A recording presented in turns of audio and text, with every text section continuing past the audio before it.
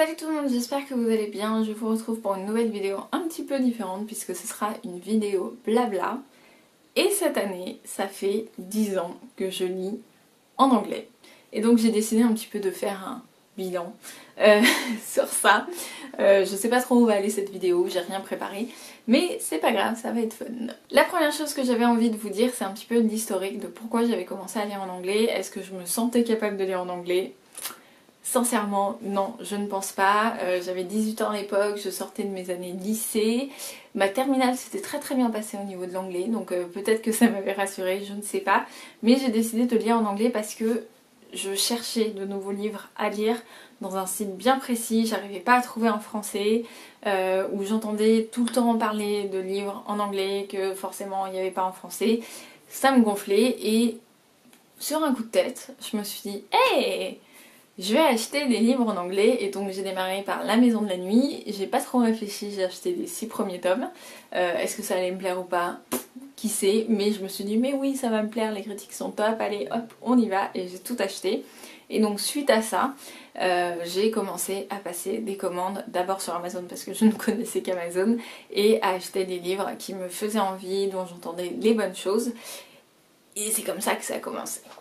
Ce que je peux vous dire sur ma première lecture en anglais, je me souviens encore du premier chapitre de La Maison de la Nuit où Zoé reçoit sa marque de vampire. Et ben je peux vous dire que j'ai galéré quand on vous dit dans des vidéos de toute façon le premier chapitre ça va être dur mais ça va venir avec le temps.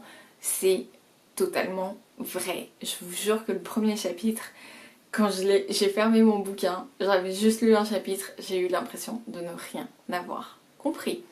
Mais j'ai persévéré, j'ai continué et c'est devenu de plus en plus fluide, et aujourd'hui je lis peut-être la moitié de mes lectures en anglais, donc voilà, pour vous dire à quel point c'est un peu une seconde nature chez moi. Et je suis très contente d'avoir fait ce choix, je ne le regrette pas. Donc voilà. Je vais essayer de un peu vous expliquer qu'est-ce que ça m'a apporté. Je pense que l'anglais, enfin que lire en anglais ça m'a apporté de l'aisance dans cette langue, ça m'a permis d'apprendre du vocabulaire, de ne pas perdre. J'ai des amis moi qui ont vécu 1 an en Angleterre, 6 mois en Angleterre, qui ne pratiquent plus l'anglais de manière régulière depuis 6, 7 ou 8 ans et qui aujourd'hui ont tout perdu. J'ai une de mes amies, je lui ai prêté un livre en anglais, c'était A Little Something Different, qui est quand même pas le livre le plus compliqué.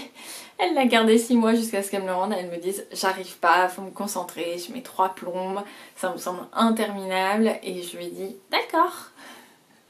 Donc voilà, mais sincèrement, voilà, moi je sais que ça me permet aujourd'hui de pouvoir parler anglais de manière couramment tout simplement, de pouvoir regarder des films en anglais, de pas avoir besoin de sous-titres, de, si je pars en voyage, d'être complètement à l'aise pour demander des choses de la vie courante, si j'ai un problème, je sais pas, dans mon Airbnb, dans mon hôtel, ce genre de choses. Sincèrement, lire, bah ça vous aide parce que une langue c'est quelque chose de vivant, et il faut la pratiquer, donc que ce soit à travers la lecture, que ce soit à travers l'écoute, que ce soit en parlant. C'est vrai que moi dans ma vie de tous les jours je parle jamais anglais, j'ai pas d'amis anglais, anglophones, je voyage mais je voyage pas non plus 6 mois de l'année, donc autant vous dire que ça m'arrive pas tant que ça, et de lire ça me permet d'enrichir mon vocabulaire et de pratiquer mine de rien, donc c'est vraiment quelque chose que j'aime, que je suis reconnaissante d'avoir continué, persisté, et de me dire ne lâche rien. De toute façon j'avais acheté 6 livres, il fallait bien que je les lise. Voilà. Donc ça c'est le premier aspect que ça m'a apporté, c'est cette aisance dans la langue anglaise. La deuxième chose, ça m'a aussi donné envie d'apprendre plus de langues. Comme vous le savez, j'ai l'espagnol. Je suis un peu mauvaise cette année parce que j'ai toujours pas lu mon 2e livre en espagnol et on arrive au milieu de l'année. Mais je vais essayer de le faire là au mois de juin. Voilà, ça m'a apporté, ça m'a donné du courage pour reprendre l'espagnol, pour me remettre dedans. J'ai également envie d'apprendre l'allemand. Mais ça je pense que je vais avoir besoin de cours parce que j'ai jamais fait un seul cours d'allemand, et en termes de structure et grammaire on peut pas démarrer seul, ça marche pas. Il faut quelqu'un pour vous encadrer, il faut quelqu'un pour vous apprendre, il faut quelqu'un pour voilà, vous motiver. Mais moi je sais que l'anglais ça m'a vraiment donné envie de sortir du côté ah c'est bon je parle que anglais, je parle que français, ça suffit. Non, C'est tellement enrichissant de découvrir des œuvres que vous ne découvrirez pas si vous n'allez pas vers ce chemin-là qui est d'apprendre et d'être curieux et de continuer. Donc voilà, moi c'est quelque chose qui m'a motivée, qui me motive encore et sur lequel je m'appuie pour avancer en tout cas au niveau des langues et de l'apprentissage, même si c'est pas toujours aisé et même si des fois dans mon cerveau c'est un peu le bordel, je vais pas vous mentir, mais je trouve ça trop cool. Autre chose aujourd'hui que je remarque, j'ai beaucoup de mal, ça c'est par rapport à vous, vous êtes assez nombreux à me dire ah est-ce que tu penses que ce livre on peut le lire en débutant, en machin, en bidule. C'est quelque chose qui est hyper difficile pour moi aujourd'hui de juger parce que je veux dire ah bah non c'était facile. Mais en fait non, c'était facile pour moi mais pas pour les autres et c'est vrai que je me rends compte ouais aujourd'hui de donner des conseils sur un niveau de lecture, c'est quelque chose qui est beaucoup plus difficile pour moi que ça ne l'était avant, quand j'étais encore dans cette période d'apprentissage. Mais bon, c'est pas grave. Je vous conseille et puis ça a l'air de marcher, donc tant mieux. Autre chose que lire en anglais ça m'a apporté, c'est la découverte de plein d'auteurs. Voilà, il y a des auteurs qui sont pas publiés en France ou qui mettent 3 ans à être publiés en France et pourtant c'est des coups de cœur pour moi.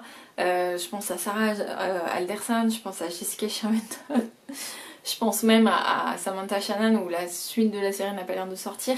Enfin, il y a plein d'auteurs, je suis tellement contente de les avoir découvertes.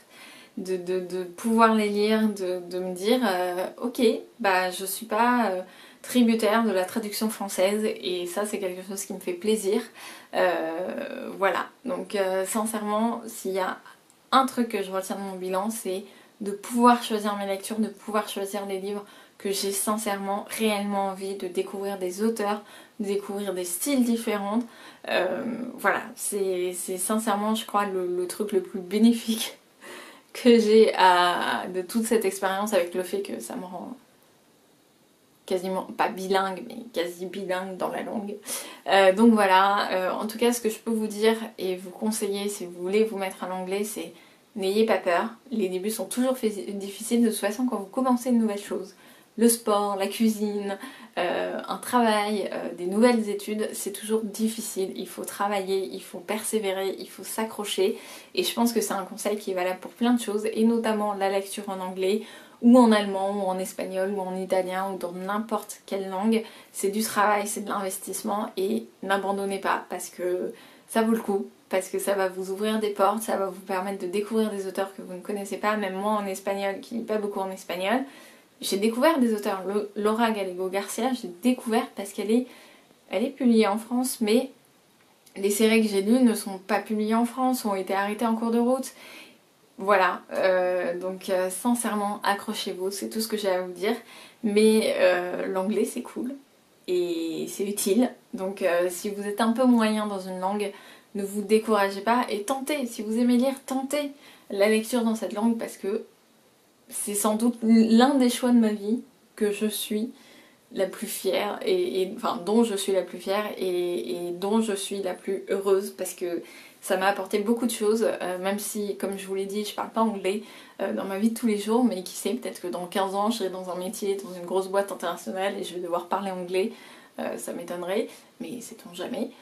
Donc voilà, c'était mon petit bilan de 10 ans d'années en anglais et ça va continuer...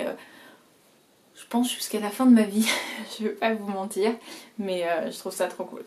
Donc voilà, c'est tout pour cette petite vidéo blabla. N'hésitez pas à me dire moi si vous lisez en anglais, qu'est-ce qui vous a motivé. N'hésitez pas à me dire les choses que ça vous apporte. Si vous hésitez à franchir le pas, pourquoi. Si vous avez des questions sur l'anglais, n'hésitez pas à les poser. Je peux très bien faire un Q&A autour de ça. Voilà, et donc je vais vous laisser sur cette note. Et je vous dis à bientôt et je vous souhaite de bonnes lectures.